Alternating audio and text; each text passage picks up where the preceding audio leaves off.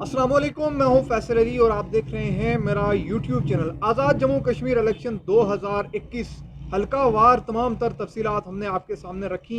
मेरे साथ गुज़श्ता तमाम नशिस्त में आपने सीनियर सहाफ़ी जनाब मुर्तज़ा दुरानी साहब जो डायरेक्टर न्यूज़ हैं जम्मू कश्मीर टेलीविज़न के, वो मौजूद रहे और आपने उनको मुलाहिज़ा किया। आज मैं बाग आज़ाद कश्मीर में मौजूद हूँ और यहाँ मेरे साथ जम्मू कश्मीर टेलीविज़न से मुंसलिक जनाब इरशाद भट्ट मौजूद हैं।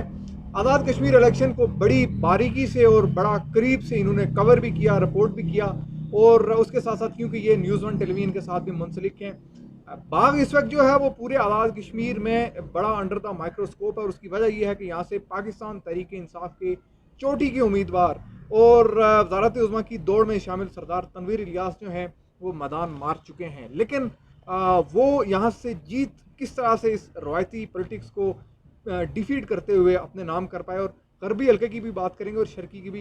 इरशाद भट्ट साहब, बहुत शुक्रिया।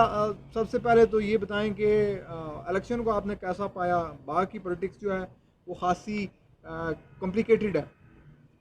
बहुत शुक्रिया फैसल। सबसे पहले तो आपका शुक्रिया कि आपने इलेक्शन 2021 कवर किया और पूरे आज़ाद कश्मीर के जितने भी हलके हैं उनको आपने एक एक हलके को डिस्कस किया। तो आज चूँकि हमारा मौजू जो है वो ज़ेर बहस हम 3 हलकों को लेंगे, जिसमें शर्की, वस्ती और गरबी है। तो सबसे पहले हम गरबी से जो है शुरू करेंगे। और बाग के तीनों हलकों की बात करें तो मजमूई तौर पे 2,86,000 के करीब वोटर्स ने जो है अपना हक़ राय दही इस्तेमाल किया।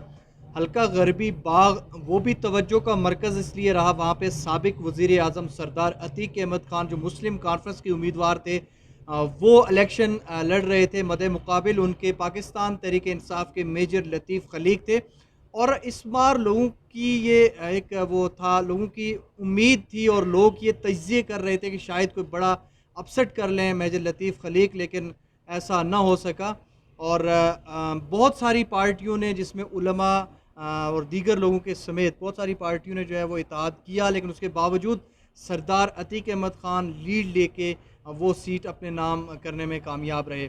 अब अगर वस्ती हलके की बात करें तो वस्ती हलका शुरू दिन से ही, जब सरदार तनवीर इलियास की आज़ाद कश्मीर में एंट्री हुई, उसके बाद तवज्जो का मरकज़ रहा। और सरदार तनवीर इलियास के एंट्री के बाद पहले चीज़ें ये तवज्जो ज़ेर बहस रही हैं कि वो किस हलके से इलेक्शन लड़ेगा। 3 हलकों के लिए उनके नाम जो है वो भेजे गए थे। 3 हलकों के लिए उनने वो टिकट जमा करवाए थे, कागजात नामजदगी, जिसमें नीलम था और हल्का 4 और इसके अलावा ज़िला बाग का जो हल्का है वस्ती।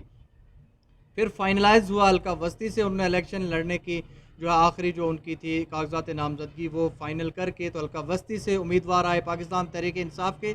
और यहाँ पर मद्दे मुकाबिल उनके जो थे वो मुस्लिम लीग नून के जो थे वो मुश्ताक अहमद मनहास एक बड़ा फिगर समझे जाते थे, चूँकि वो साबिक वज़ीर रहे थे, साबिक हुकूमत में वज़ीर रहे थे, जो गुजर गई हुकूमत उसमें। तो इसके अलावा जो थे राजा मोहम्मद यासीन ख़ान, चूँकि वस्ती हल्के में जो सियासत की जाती है ये फैमिलीज़म पे की जाती है, बरादरीज़म पे की जाती है। तो यहाँ पे 2 बरादरियाँ जो है वो अक्सरियत में हैं, जिसमें मलदयाल और नारमा राजपूत की फ़ैमिली है। उस हिसाब से जो है राजपूत फैमिली के जो राजा मोहम्मद यासीन ख़ान थे वो एक मजबूत उम्मीदवार समझे जाते थे।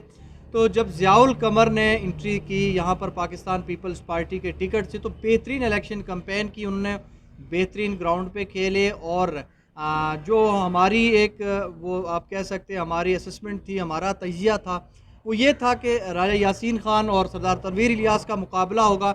लेकिन वो बाद में चेंज हुआ और रफ्ता रफ्ता चूँकि हमने 165 के करीब जो हलके हैं वस्ती के वो विज़िट किए, तो उसमें ग्राउंड की सिचुएशन हमें लगी कि सरदार ज़ियाउल कमर और तनवीर इलियास का मुकाबला आपस में, हालांकि तनवीर इलियास ने हलके में बहुत कम वक्त दिया।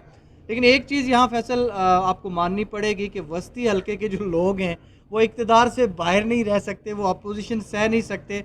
अब उसमें आप बात करें, अगर आप देखें तो जो थे मरहूम जो है राया सबील साहब थे, उसके बाद इसी तरह कर्नल नसीम साहब थे मरहूम, उसके बाद मुश्ताक महनाज आए, उसके बाद तनवीर इलियास आए, और कोई भी नाकाम नहीं हुआ। जो आया वो उनने एक्सेप्ट किया और आप देखें वहाँ से वो MLA बना। तो सरदार तनवीर इलियास की जीत में बड़ा किरदार जो मैं समझता हूँ, जिस तरह इसमें मुश्ताक मिनाज की जीत में किरदार सरदार ताहिर इकबाल का था, इसी तरह सरदार तनवीर इलियास की जीत में کردار جو ہے سردار طاہر اقبال نے ادا کیا، فرنٹ پہ آ کے انہوں نے کھیلا. ان کے ساتھ جو تھے دیگر کئی لوگ جس میں سمجھتا ہوں کہ نام لینا زیادہ مناسب سمجھوں گا. اگر ہم بات کریں افتخار رشید کی، اسی طرح نارما بیلٹ سے جو تھے، جو شروع میں ان کے ساتھ شامل ہوئے، راجہ شفایت صاحب جو مسلم کانفرنس سے 35 سالہ رفاقت کے بعد جدا ہوئے. 35 سال ان کی رفاقت رہی مسلم کانفرنس کے ساتھ، اس کے بعد انہوں نے مسلم کانفرنس چھوڑی اور پاکستان تحریک انصاف کا حصہ بنے.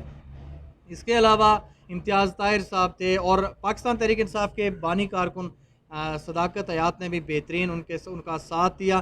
دیگر کئی لوگ جو ہے ان کے ساتھ آئے اور ان نے اچھا پرفارم کیا. اور اس وقت یہ لگ رہا تھا کہ پاکستان تحریک انصاف نے گراؤنڈ پہ اتنا ماحول بنایا. آپ دیکھیں تو سب سے زیادہ ایڈورٹائزمنٹ مارکیٹنگ جو کی گئی وہ پاکستان تحریک انصاف کے لوگوں نے کی. اور اس حساب سے بعد میں جو ایج حاصل ہوا انہیں وہ رشید ترابی کی صورت میں ہوا. رشید ترابی چونکہ ہمارے حلقے میں ایک بڑا فگر مانے جاتے ہیں، تحریک آزادی کشمیر کے حوالے سے ان کی بے پناہ قربانیاں بھی ہیں، بے پناہ جدوجہد بھی ہے. لیکن انہوں نے سیاسی خودکشی کر لی. اور وہ دیکھیں اگر بات سیاسی خودکشی کی جائے تو یہ آپ کی بات تو درست ہوگی، لیکن ان کے پاس دوسرا آپشن کوئی نہیں تھا. انہوں نے فیملی کے حساب سے کوشش کی کہ فیملی کا ووٹ لینے میں وہ کامیاب ہو جائیں، لیکن فیملی نے انہیں ایکسیپٹ نہیں کیا.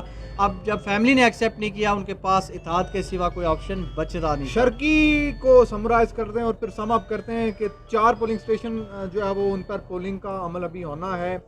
بڑا کلوز میچ ہے قمر زمان کے درمیان اور سردار میر اکبر خان کے درمیان. سٹنگ منسٹر ہونے کے باوجود سردار میر اکبر خان کو اتنا ٹف ٹائم کس طرح سے مل گیا، اور وہ بھی قمر زمان صاحب اپنا ہوم گراؤنڈ چھوڑ کے شرکی میں گئے اور وہاں انہوں نے ٹف ٹائم دیا. دیکھیں اس میں مختصر یہ کہیں کہ شروع دن کی جو سچویشن تھی فیصل، اس میں یہ تھا کہ سردار قمر زمان کا گراف جو ہے وہ خاصا اوپر تھا جب پاکستان تحریک انصاف میں نہیں تھے. یہ تو آپ سمجھتے ہیں کہ جو حکومت میں ہوتا ہے کوئی بھی وزیر تو اس کے لیے اگلا الیکشن آزاد کشمیر کے اندر سٹینڈ کرنا خاصا مشکل ہوتا ہے. لوگ اکتا جاتے ہیں. ہمارے ہاں ایسا نہیں ہوتا، چاہے جتنے بھی کام آپ مرضی کر لیں. پھر میر اکبر صاحب نے چونکہ ان پہ ہم تو نہیں کہتے لیکن ان پہ الزامات بھی کرپشن کے بے پناہ لگائے گئے اور لوگ سمجھتے تھے کہ اب ان کو جو ہے مسترد کیا جائے. لیکن جب انہوں نے ایک دم انٹری لی پاکستان تحریک انصاف کے ٹکٹ سے تو لوگوں کا جو قمر صاحب کی طرف جھکاؤ تھا وہ ایک دم وہاں پہ سٹاپ ہوا اور میر اکبر صاحب کی طرف لوگ آہستہ آہستہ آنا شروع ہو گئے.